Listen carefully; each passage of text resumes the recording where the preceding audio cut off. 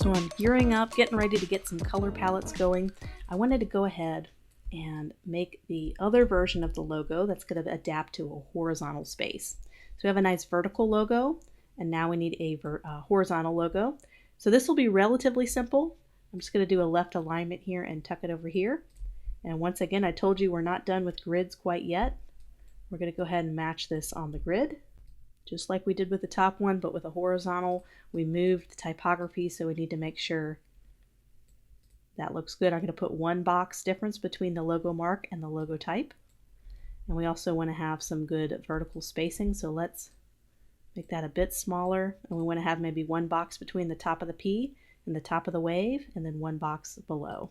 Let's go ahead and make this a little bigger until we have that. I'm on color.adobe.com, and I'm going to find a little bit of my logo palette here, a little bit of an inspiration. This is the color wheel. You've already kind of have a few resources on the color wheel that you got in the theory lessons of the class so far. So you kind of know a little bit of the color harmonies. These are all the different color harmonies you can use. And I'd like to do we could do monochromatic, which would be nice, but I also want to try out some analogous colors, because analogous colors are really tight together on the color wheel, so they have a nice harmony that way. And I want to go down to the blues and the greens, because we're dealing with waves, we're dealing with the Pacific Ocean. Tighten that a little bit. See if we can make them lighter or darker.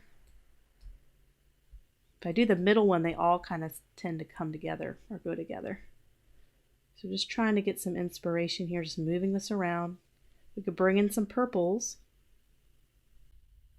And there's all sorts of, there's other ways. That's a really beautiful palette right there. I can see lots of jewel tones, kind of, got a little purple in there as well. What I love about this, it also gives you the hex codes, which are right down there, which is great for digital or RGB environment for the web.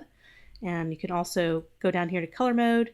If I want to do CMYK, which is what we're going to end up needing our logo designed in, is the CMYK mode, then you have all of those there, and it gives you the C, which is cyan, the M, which is magenta, the Y, which is yellow, and the K, which is black. It has all those numbers down this column for you. So it's just a really awesome tool. It's color.adobe.com. For those who have not checked it out, it's totally free, by the way. And you can also explore different trends as well if you just want to kind of see what other people are doing and get some inspiration that way. So you have fashion, you have graphic design, illustration.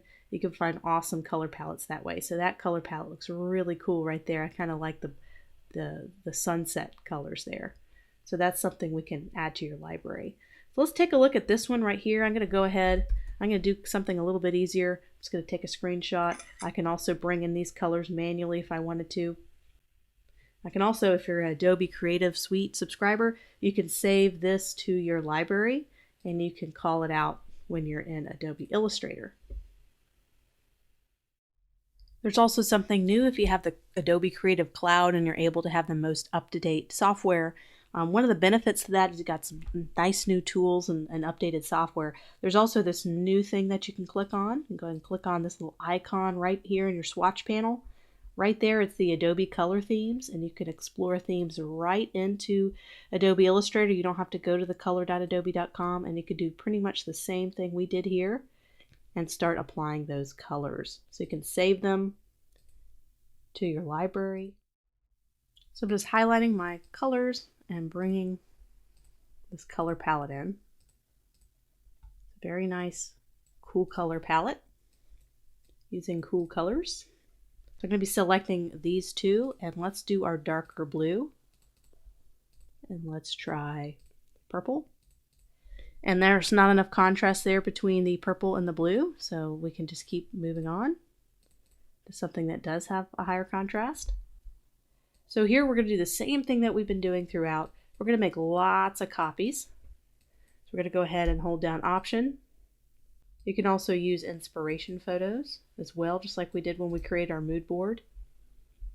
So now we can explore purple.